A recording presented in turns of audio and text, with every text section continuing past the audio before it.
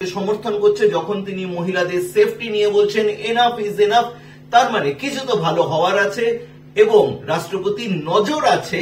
তাহলে কি রাষ্ট্রপতি শাসন জারি হতে চলেছে পশ্চিমবঙ্গে?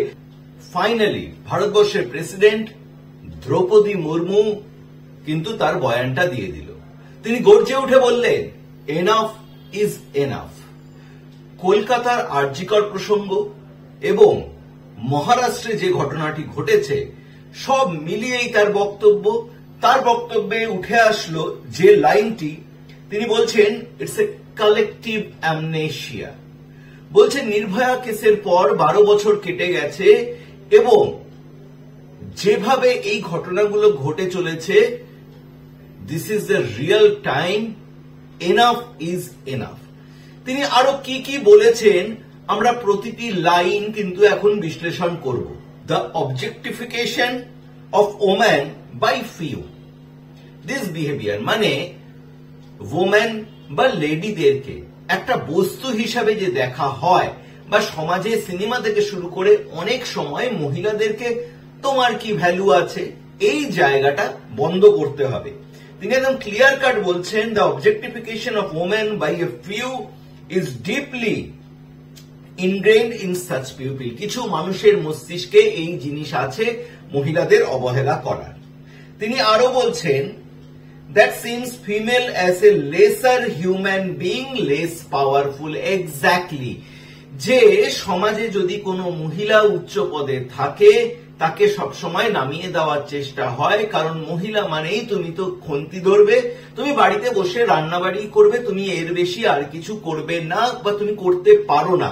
মাথা চালানোর দায়িত্ব শুধুমাত্র ছেলেদেরই রয়েছে।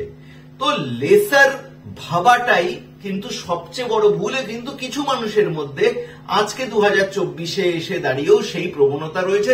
স্বয়ং দ্রৌপদী মুর্মু তার বক্তব্যে এই বয়ানটি দিচ্ছেন। তিনি বলছেন even as student, doctor and citizen were protesting in Kolkata, criminals remained on the other side. মানে এত প্রোটেস্টের পরও যে ধরা পড়ছে না, ক্রিমিনালরা যে ঘুরে বেড়াচ্ছে, গোটা ঘটনাকে যে ধামাচাপা দেওয়া হচ্ছে, প্রেসিডেন্ট দ্রৌপদী মুর্মুর কাছে কিন্তু সবগুলো ঘটনাই কিন্তু জানা। তিনি মানে এটা বুঝিয়ে দিলেন যে তোমরা এটা ভেবো না যে আমার কাছে কোনো ধরনের কোনো ইনফরমেশন নেই। ওনার কাছে পুরোপুরি ইনফরমেশন আছে এবং উনি ঘটনার দিকে নজরও রেখেছেন।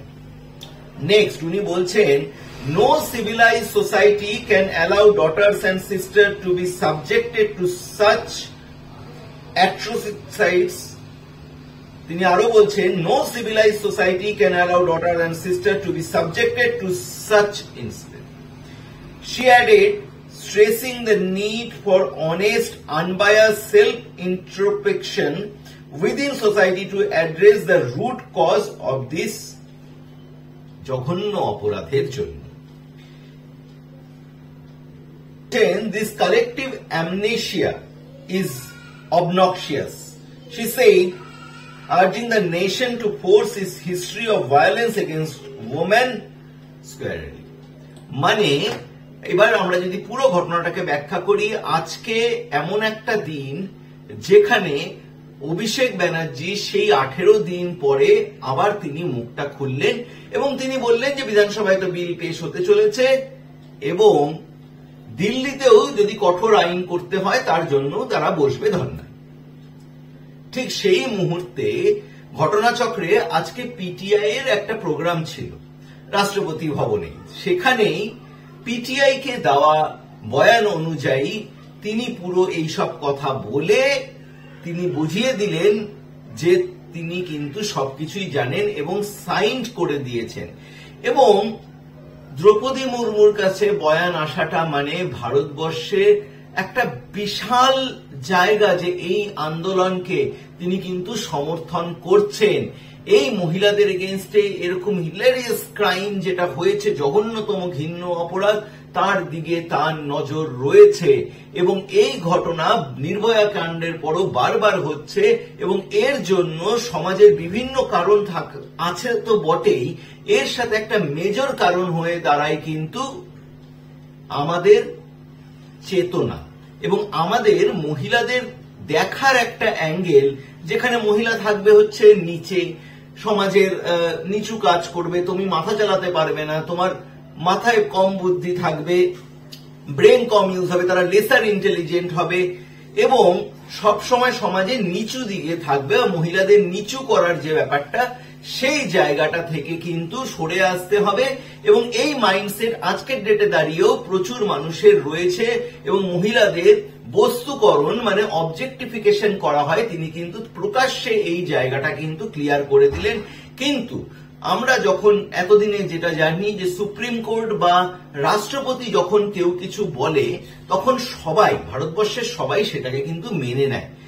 ইভেন মানে আমি একটা টুইট শেয়ার করছি, তৃণমূলের মুখপাত্র কিভাবে নির্লজ্জের মতন তিনি রাষ্ট্রপতিকেও ছাড়ছেন না এবং সেই টুইটের এগেনস্টে যে রিটুইট গুলো আছে সেখানে সবাই বলেছে যে আপনি রাষ্ট্রপতি একটা কমেন্ট করেছেন, সেখানেও তিনি বলছেন হাসরাতের সময় কোথায় ছিল, এখানে সময় কোথায় ছিল, ওটার সময় কোথায় ছিল। তিনি 12 বছরের ইনসিডেন্টকে একবারে নিয়েছেন, প্রথম কথা।